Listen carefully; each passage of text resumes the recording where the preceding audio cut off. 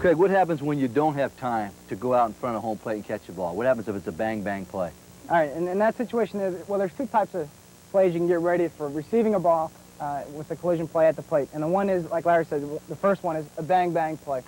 The first step is what you want to do is, like I said, you want to take that knee and line it straight up and down that line, because if you don't, somebody's going to hurt you, okay? And the other thing you want to do is you want to take your foot on that front corner of that plate and just move it about I like to put it a couple inches in front. And then this way here, I can funnel the runner around me here. So either he's going to have to go through me or he's going to have to go around me. And so you're going to catch the ball, it's going to be coming in, and in a bang-bang play, a lot of times you won't have time to take that ball and put it in your hand. Last year, Kurt Ford, he hit me real good. There was a throw from Glenn Wilson coming from right field. He hit me, I caught the ball and he hit me. I never had time to take the ball and put it in my hand. So on that play there, all you're going to do is you're going to catch it, and then go with when he hits you, just go back with it and go with it. Unless you're a guy like Mike Scioscia, who's about as big as a brick wall, there's not many guys that are built that way that can withstand a play like that. And then the other play is when you have time, the ball is going to come in, you're going to move up the line a little bit, take that ball and put it in your hand, and then make your sweep tag and get out of there and look for the next play. All right, Jake, let's try it. The key here is now you can't be afraid. You're going to take a little lump here if the runner's coming in. The guy's going to hit you, he's going to hit you. So get out in front of the plate like he did. We're going to do the bang-bang play. There we go. There you go. Okay. Excellent. Okay, now let's do the one where you have to go out in front of home plate to get it. Go up there a couple steps, line that knee up. All right. And the only thing, just put the ball in your hand when you have time, because you can see the runner. So in other words, the key here, Beach, is if you have time, you put the ball in the hand. If you don't have time, you have to make that swipe tag. And just hold on to it. Because if a guy's going to run you over, you don't even have to tag him. Because what he's going to do is you're going to catch it, and then he's going to hit you. And the umpire doesn't care whether you tag him or not, because he's making contact with you. He's just assuming that your glove is hitting him, and then all you have to do is hold on to the ball. Okay. Let's take a break from the action for a quick tip from Philadelphia Phillies batting coach Dennis Minke.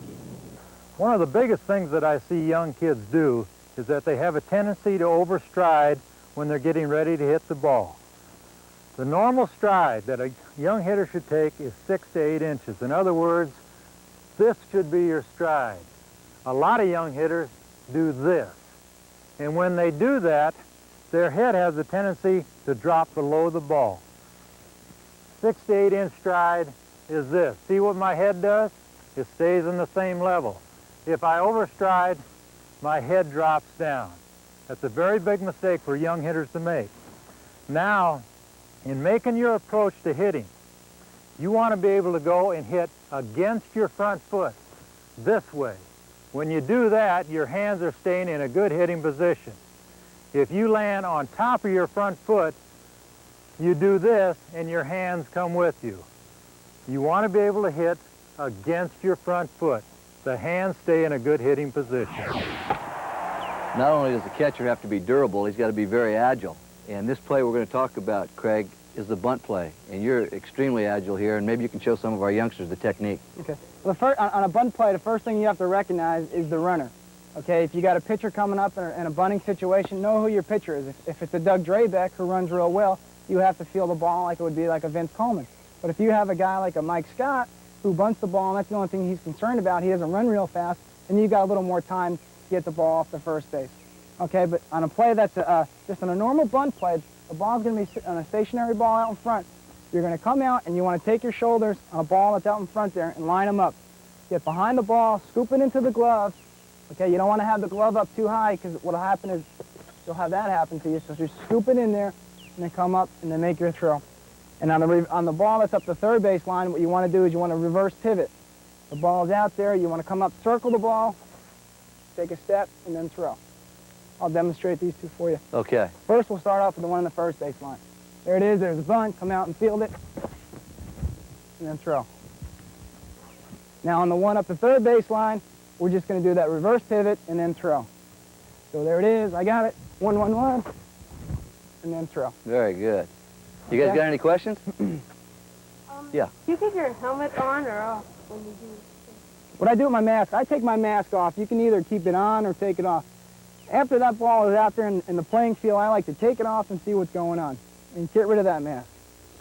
I think, Craig, the one thing we got to tell these kids is to make sure they're aggressive and take charge, and you're definitely a take charge guy, and I think that's important. Well, in a catcher, just because you're not the biggest guy on the team, the strongest guy on the team, doesn't mean you can't take charge. You have to. You got to take the bull by the horns. You got to tell the pitcher what to do, the outfielders, and just be aggressive.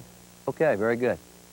All right, we're going to take time out here and talk with Craig Biggio a little bit about some things that happened when you were a youngster. You know, all the positions, Craig, out there. There's 8 other positions. Why catcher? All the gear, the shin guards, the mask. Why didn't you pick another position? Catching's the only spot where you can talk to everybody on the field. No, but for the most part, though, I enjoy catching. That's where I have the most fun. I used to be a high school running back and played football all the time, and that's where the action is. That's where I like to have fun. You can take charge and be a leader, and just that's what I like about it. That's the best part about it. Okay, let's talk a little bit about college. You went to college at Seton Hall, which is an Eastern college. Do you think that hurt you instead of going out west and, say, Arizona, UCLA, where the baseball program might be a little bit better than back east? Well, I looked at it a different perspective. You know, when it was time for me to choose schools, I wanted a school where I was going to get my education. And Seton Hall had a 95% graduation ratio from the players that go through the program that graduate. And that was a key to me because I looked at it in steps. I said, I don't know if I'm going to be good enough to get to the big leagues because somewhere along the line, some guys pan out. Some guys pan out in college Division I. Sometimes it's A-ball, AA, AAA, and they never make it.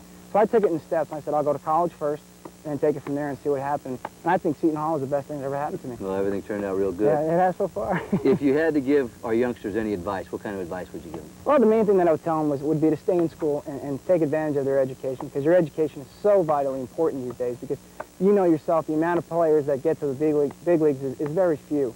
So at least if you can get one thing out of it, get your education paid for. If you're a good enough athlete, you can get a scholarship. And the other thing is play the game of baseball because you love to play it and you have fun playing it. That's the bottom line because if you don't have fun playing it, don't play it. Well, that's very good. I'd like to thank Craig Biggio for taking some time and sharing his thoughts with us today. Thanks, Larry. Coming up next, can this lucky sports fan steal a base off Craig Biggio, or will Craig leave him in the dust? Stay tuned and find out. If you'd like to have your fantasy fulfilled, just put your sports dream on a card along with your name, address, and phone number, and send it to Sports Quest Fantasy, Post Office Box 3023, Cherry Hill, New Jersey, 08034.